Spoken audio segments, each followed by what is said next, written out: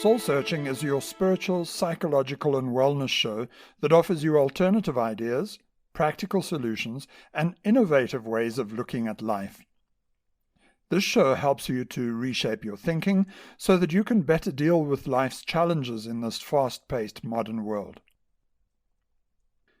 Our topic today is more than 9 things you can learn from being with a dying person. For many, being with a dying person is a nightmarish experience.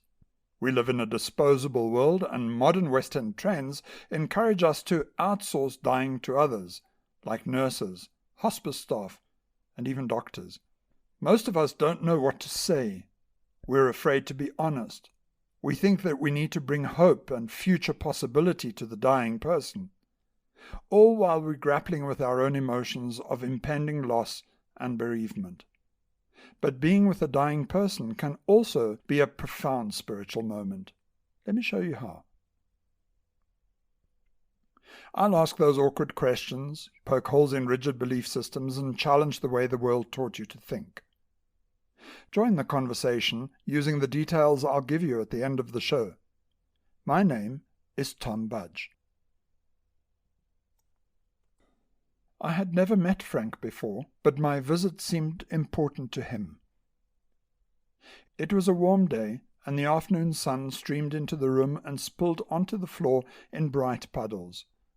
Frank, a diminutive man in his late 40s, stared at me from the moment I entered the room until I introduced myself to him. "Hi, Frank. You don't know who I am, so I won't blame you for being curious. My name is Tom, and I'm here because one of your workmates asked me to pop in and see how you're doing." Frank didn't say anything, but stared at me with motionless, watery eyes. He looked very tired, and I wasn't quite sure whether he was registering my presence or not. Tiny pools had formed in his bottom eyelids where they had fallen away from the eyeballs, and unspeakable sadness filled those little spaces. Occasionally, when the space was too full, an involuntary tear broke loose, rolled down his gaunt, sunken cheeks, and dropped from the sharp edge of his jawbone, landing and quickly soaking itself into the fabric of his T-shirt. I drew up a chair, reached out, and cupped his bony hand in mine.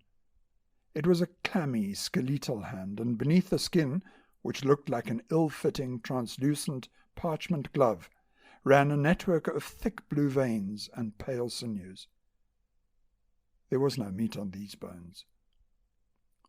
Propped up on his pillows, he kept his haunting stare, never blinking, yet never taking his eyes off me for a moment. I asked a very stupid question, but it was the only one that came to mind. "Frank, how are you feeling?" His head wobbled at the strain of trying to engage in conversation. It took much time for him to formulate his reply. Carried on the vibration of his slow, energy-consuming exhalation, his voice tremored in a barely audible, gruff tone. I had a feeling that these were some of the last words this frail body would make. After spending all this effort, he uttered just one word. "Tired." And I could easily see that this solitary, simple word had sapped some more of what little energy he had. "I can see that you're very tired, Frank. But what I meant to ask you is, what are you feeling in your heart, and what is happening in your head?" His voice carried a note of apology, and beseechingly he asked, "What did I do wrong? Do you think that you've made a mistake?" "All I ever did was love." He paused for a long time and drew breath through his parched, bluish lips. "I think I loved too much." "Do you have regrets?" "Lots."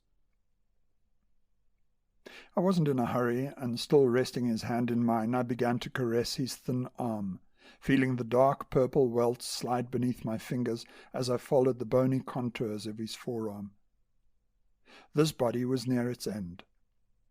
My touch was consoling, and his sad eyes rolled sideways as he sighed with gratitude. I imagined that the nursing staff touched him only with gloved hands and only in carrying out their duties. I had no idea when someone had last touched him affectionately, and I could see that he felt comforted by it. Remorse welled up within me as the realization dawned that we've lost the magic of reassuring touch. We've lost touch, quite literally. It is as if lust and fear got in touch's way. Of course, we must be wary of inappropriate, seductive clutches and gropes that make one's hair crawl, but the fear of litigation on charges of harassment, and in compliance with the rules of political correctness, we now live in a predominantly hands-free world. Unless it is between parents and their children, or in the confined spaces of intimate partnerships, touch is now a huge taboo in our modern world. I grew up in a tactile void and was once very afraid to express my feelings kinesthetically. Sadder still is that we have lost touch's powerful communication, comforting and therapeutic value. Think of the benefits of Reiki that has been a major form of alternative medicine since Japanese Buddhist Mikao Usui developed it in 1922. Think too of Jesus' laying on of hands and the miraculous changes that simple act brought to some of his followers.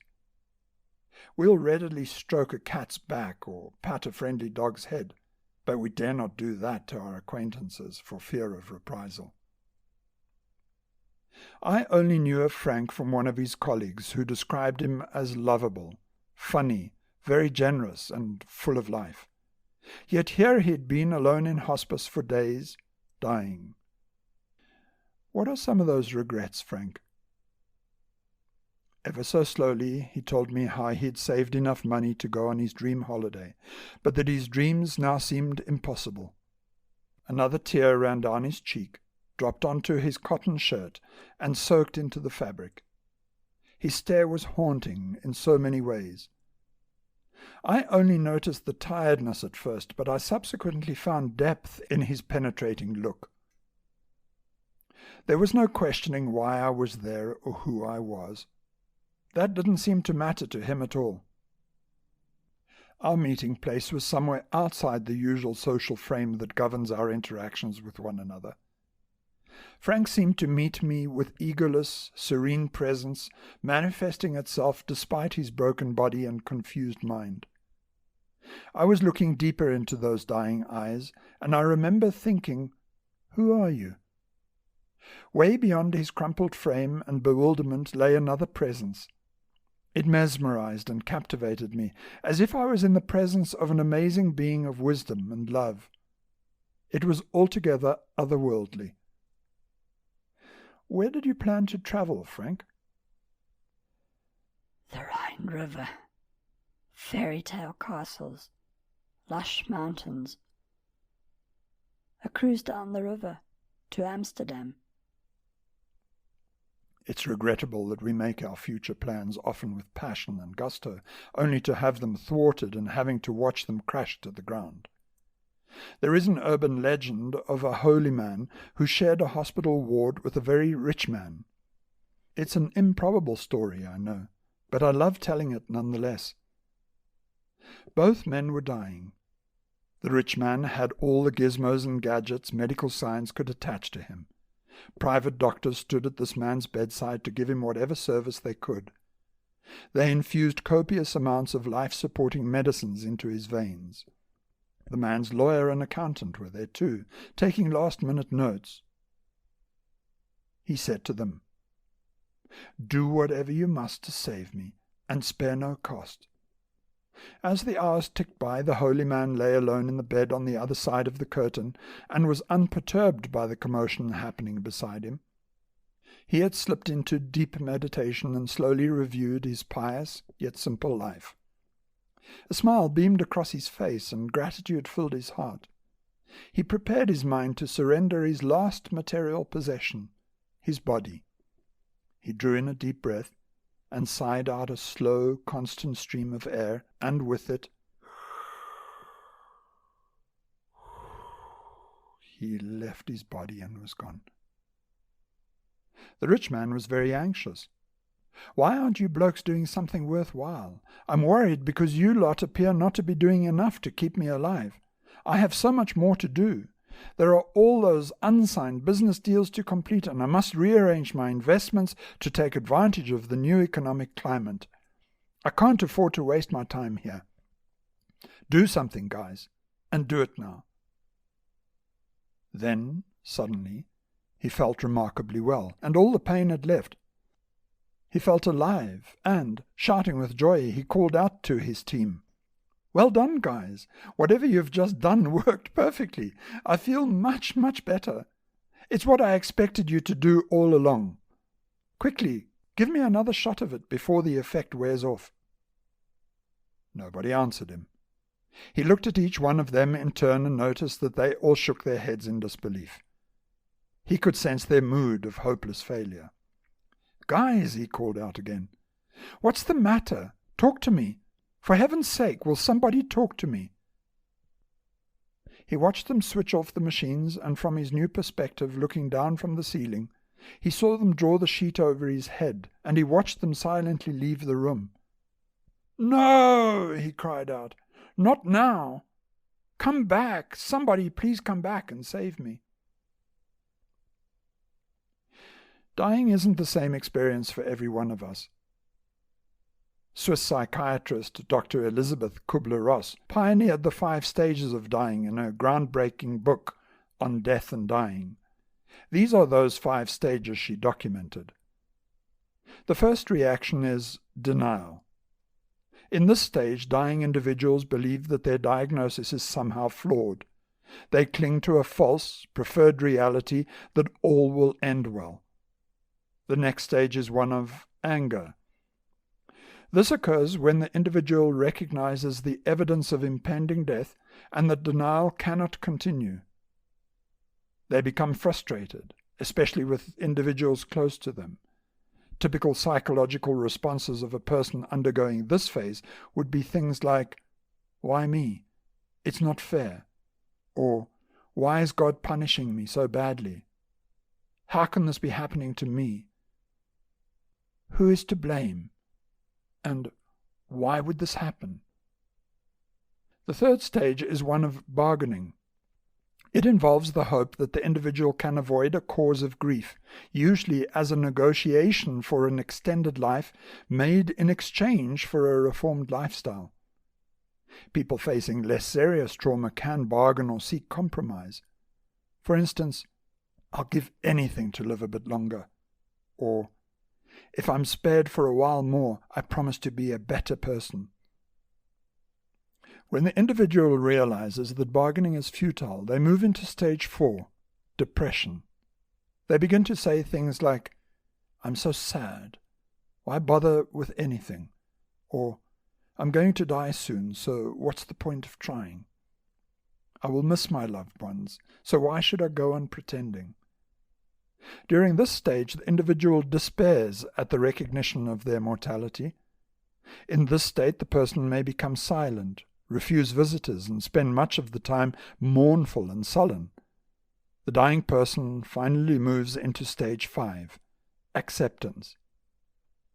There, they begin to say, "It's going to be okay," or "I can't fight it. I might as well prepare for it."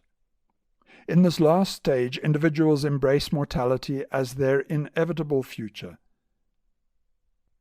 This typically comes with a calm, retrospective view and stable emotions. Are there any other regrets, Frank? I want to see my sister. Does she know that you are here? She knows, but she won't come and see me. She stopped talking to me many years ago when I told her I'm gay. She's the only one I have left. Mom and Dad died a long time ago. It's just us. Would you like me to call her? The nurse has tried already, but she won't come. What do you need to say to her, or what do you want to hear from her? His voice became very tearful, and he spoke as if he couldn't breathe. That she loves me, and that I love her. Well, Frank, if she won't come and see you, then you and I can pay her a visit to chat things over. Would that work for you? Oh, yes. I slid my hand down his bony spine and tilted his body forward. He was propped up there like a rag doll. After I repositioned his pillows, I lifted him up, one hand at the back of his knees and the other supporting his shoulders, and glided him into a recumbent posture. His frail body seemed so light and so powerless. Take a moment, Frankie. Close your eyes and imagine that you are taking me to the safest place you know. There is where we shall meet your sister. I'll be right by your side all the way. I lifted his arms and placed his cold hands on his belly, one on top of the other, and held them there gently as I slowly spoke him into a hypnotic trance. It didn't take long, and he went in very deeply. Trance depth is sometimes measured on a scale of 1 to 5, 1 being a very light trance, a bit like daydreaming, and level 5 is as deep as one can go.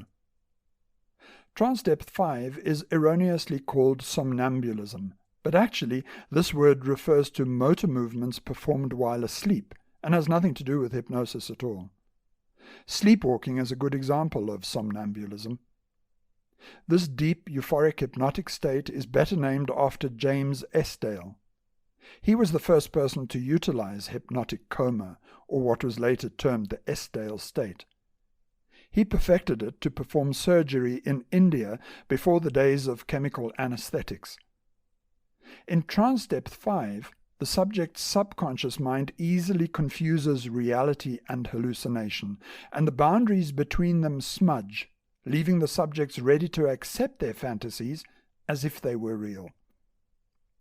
Inducing trance depth 5 in Frank was easy, and the deeper he slipped into trance, the more alive his voice became. Go to your safe place, Frankie, and when you are there, tell me where you are. I'm in my bedroom. Which bedroom is this, Frankie? My bedroom at home. Describe your room to me. It's quite big. The walls are a Wedgwood blue. The cupboard doors are white. There are heavy curtains. They're tied back and the sun is streaming through the window. Whereabout are you in your room right now? It's an important technique used by hypnotherapists to enhance the realness of the hallucination. Notice how I asked Frank about the room as if we were in his real room. I did not say, describe your room back home. I spoke to him as if I was standing blindfolded in his actual room. Notice how all my communication with Frank occurred in the present tense, as if we were there. I'm sitting on my chair looking at my bed. It's so clean and neat. Thanks for sharing this with me, Frank. You need to be my eyes and ears so that I can properly be here with you. This is a neat hypnotic suggestion that encourages him to speak, and it saves me from having to repeatedly ask him for details. How long have you lived here, Frankie? About 15 years or so. In a moment, I shall go and fetch your sister and bring her here into your safe room. Would that be okay? It's important to get the subject's permission to do things because if they had issues with the things you were suggesting, it would not only cause anxiety, but it could snap them right out of trance. I'm nervous to see her, but yes, I want to see her. What's your sister's name? Sarah. When I bring Sarah in, where would you want her to sit, or would you prefer that we keep her standing? I will sit on the ottoman over there, and she can sit here in my chair. Just by the way Frank described where his sister would sit, I knew that he was fully in the hallucination and well in the Esdale state. Here he was no longer able to distinguish between reality and fantasy. Perfect. Let me pop out now and fetch her. Why not move across to the ottoman while I'm out? I paused for a while and monitored his emotional reactions. I could feel his hands and arms tense up, and I noticed how his breathing changed as he prepared himself to meet his sister. Hello, Frankie. Here's Sarah. Sarah, would you mind sitting over there in that chair? I leaned forward and whispered softly in his ear, Frankie, I'm right here beside you, and I'll help you through this experience. Sarah can't hear what I say to you, and she'll quickly forget that I'm here at all. What's the first thing you need to say to Sarah? Why? That's a good question, Frankie. So put it to her now. Why, my sis? Why? Remembering that you need to be my eyes and ears, tell me how she replies. She says, you know that what you've been doing is wrong in God's eyes. I can't be part of it. God won't let me. Frankie, how do you feel about what she's just told you? I'm not a bad person. I've never been a bad person. I tried my whole life to be good. Sarah is allowed to have her opinions, and they form the basis of her reality, Frankie. You are also allowed to have your beliefs, which form the basis of your reality. Neither of you are wrong. Both of you are right, from your own perspectives, of course. What would happen if you said to Sarah that you forgive her? But she's the one who rejected me. I never rejected her. That's true, Frankie. But it is now you who holds the power to change this impasse before it is too late. She can't change it, Frankie. Only you can. Tell her that you have always loved her, and that you forgive her for having been so staunch in her beliefs. The time is perfect right now, Frankie. I love you, Sarah. You will always be my sister. I forgive you. He began to sob, and his chest heaved under the cathartic release of all the past wrongs. I waited quietly, reassuring him of my constant presence by gently squeezing his hand as I held him on his belly. Well done, Frankie. Reassurance that he did the right thing helps him to consolidate his experience in a positive way. What does Sarah do or say? She's crying. Get up, Frankie. Walk over to her and give her a big hug. Can you do that? He just sobbed some more, and I let him purge his emotions. Well done, Frankie. Well done, my friend. Notice how relieved you are. I didn't mention Sarah again because it wasn't appropriate in this context. We as facilitators sometimes hold on to the logic of the storyline, but the subject's subconscious mind may be far away, integrating what has just occurred in its own way. I noticed how Frank's complexion changed as pink hues nudged away those deathly shades of pasty grey. His body had mustered a wave of life even as he lay there motionless, breathing ever so gently. I whispered in Frank's ear again and proposed, "While you are here in your room, why not reach over there, grab your suitcase and your passport, pack up some of your finest clothes, and let's go and have some fun sailing down the Rhine.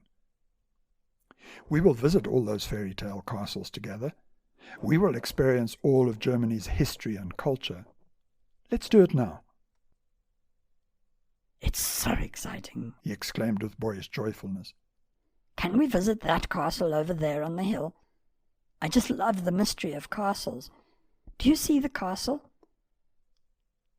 Oh yes, Frankie, I see it. Let's go and visit it right away. What a beautiful holiday to finally turn your lifelong dream into this reality. We've got many days to sail down the Rhine together, all the way to Rotterdam, and then we'll take the train up to Amsterdam. I didn't say anything more, but just stayed there with him, with my hand over his. In the silence, my mind hopped from idea to idea. I looked at him, his body ravished with HIV and dying from AIDS, and I pondered the irony of this whole situation. Is Frank's outcome just nature playing with itself, as scientists propose? Is there any sin in any of this? I marveled at how us humans have no life of our own, because life belongs to each cell that makes up our bodies. Trillions of cells arrange and coordinate themselves to form a colony, each cell having its own speciality, with which it provides a communal service to all of them. I don't think that any one cell has an inkling of what the other cells are doing around it, even though it relies heavily on their cooperation for it to stay alive. The coordinating forces that keeps the perfect balance of life are indeed mind-blowing.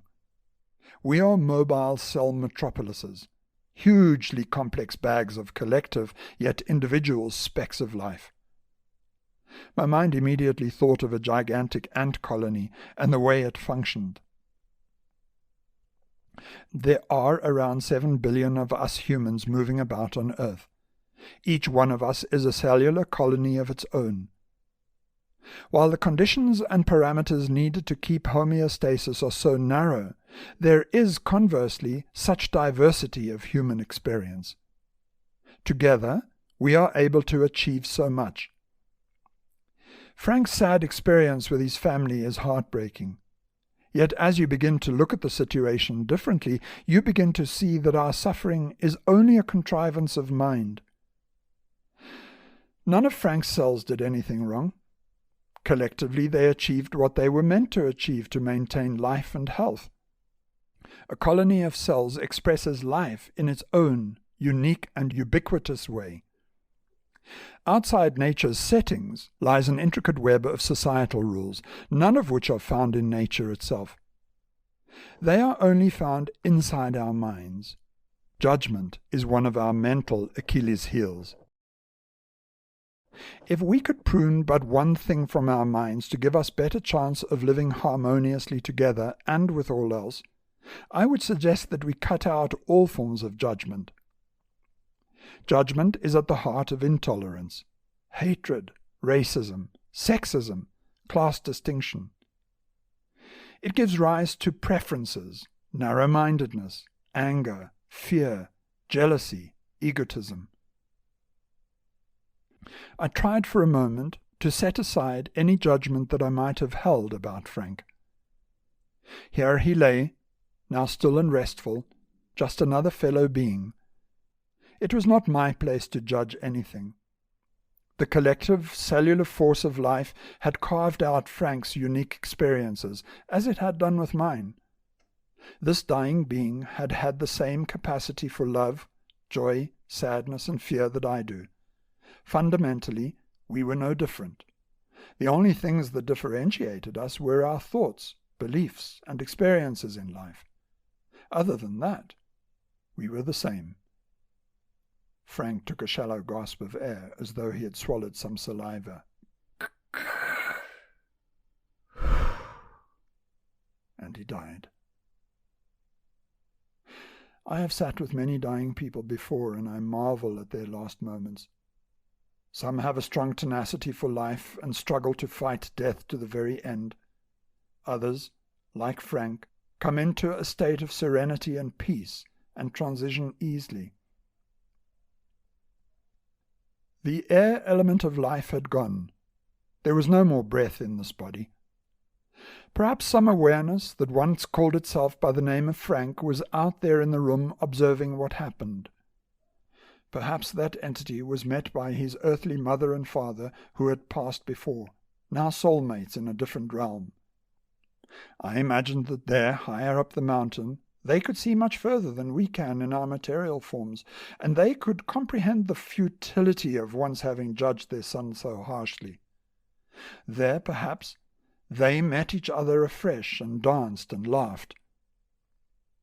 I sat with Frank's body for another 20 minutes or so and watched the second element slowly leave, fire. His lips and fingernails turned blue, and what little warmth there was in his bony hands quickly seeped out. In time, the water element would also leave, and then, in time, so would the earth element, and after that, There'd be no trace of Frank other than in someone else's memory and in the space from whence he came. The spirit that once animated Frank's body was at last now free from the shackles of its fleshly prison. Thus purified, it had left. What remained in the minds of all who knew Frank would be their private effigy of him, distorted only by their private judgments of who he was. Join the conversation on Twitter using the hashtag soulsearching and follow at TWEBudge for news and updates. We keep an archive of all past episodes on soundcloud.com. You'll find them there by searching for the keyword soul-searching. I'm Tom Budge. Until next time, goodbye.